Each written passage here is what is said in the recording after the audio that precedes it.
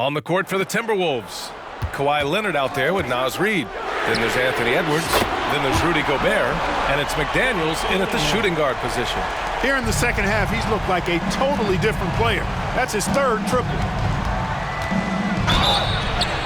And he'll draw the foul. He'll head to the line for two.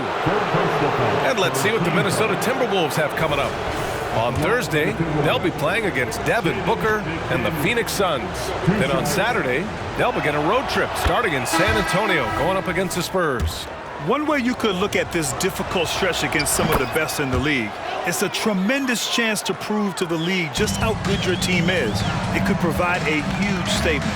And the Timberwolves making a change here. Lewis has checked in with the drive and a two-handed jam.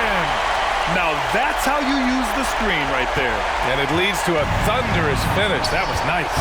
And, you know, not enough help from the defense there to compensate. He gets a clean look, and that's exactly how you draw it up. And so it's Minnesota with it. The Jazz making their last shot. Here's Edwards. Off the mark from 16 feet. Well, I admire the fact he's trying to power through this rough stretch, but on occasion you'll have periods like this. Launches it.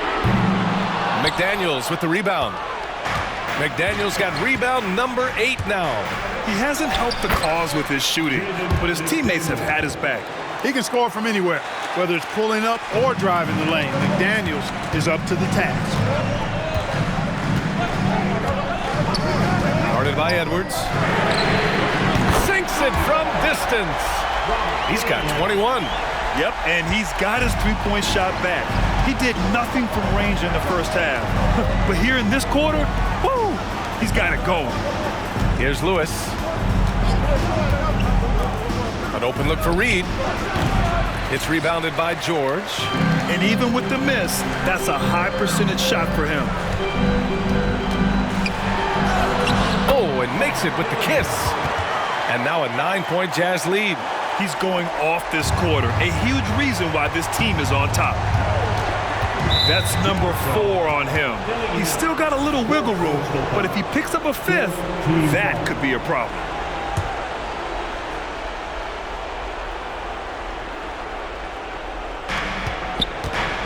And here's Edwards outside.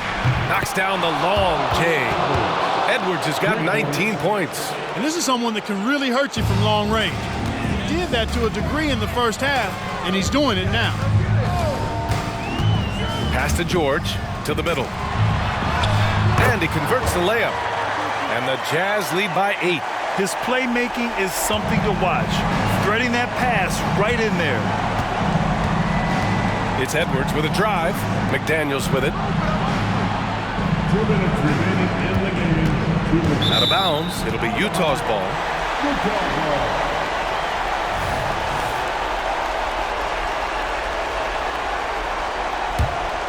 Utah has gone 2 of 6 so far in the fourth.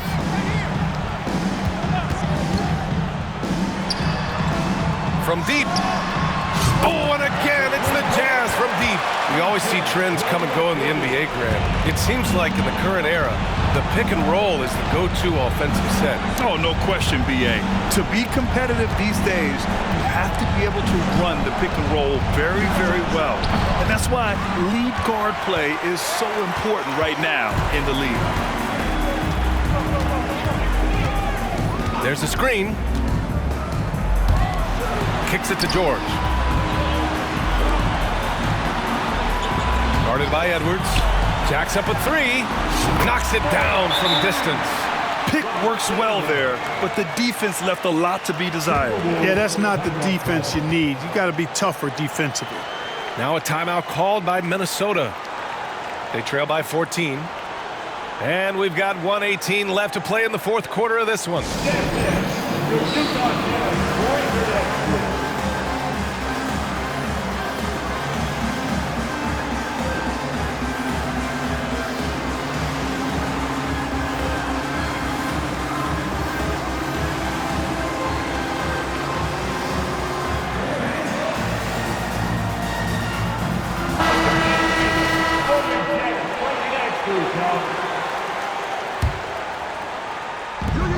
And we've got 1:18 left in the fourth. A Another miss by Minnesota.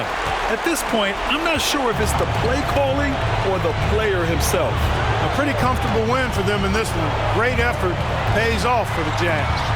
And at first glance, it appeared to be an easy win for them.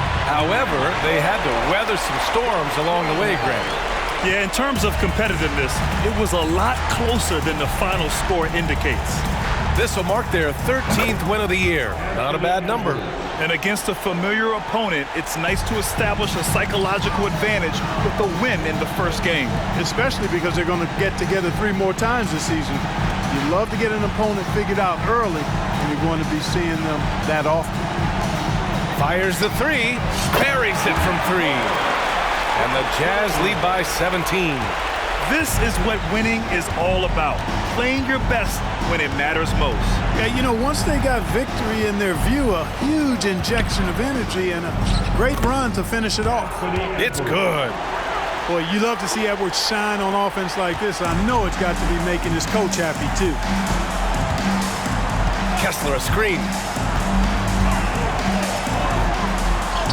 And he drops in the layup off the glass.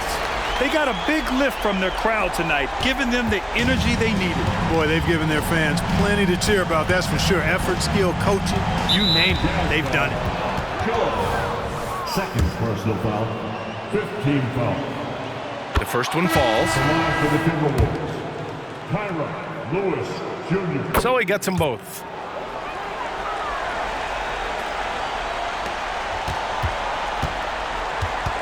And there's a pick from behind the arc. Oh, and again, it's the Jazz from deep.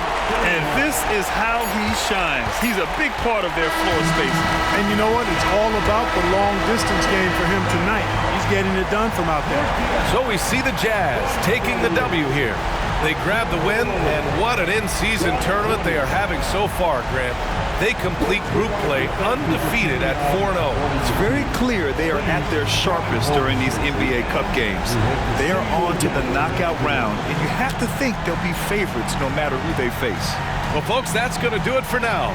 For Grant Hill, Allie LaForce, and Clark Kellogg, this is Brian Anderson thanking you all for tuning in tonight as we present the New Balance Player of the Game.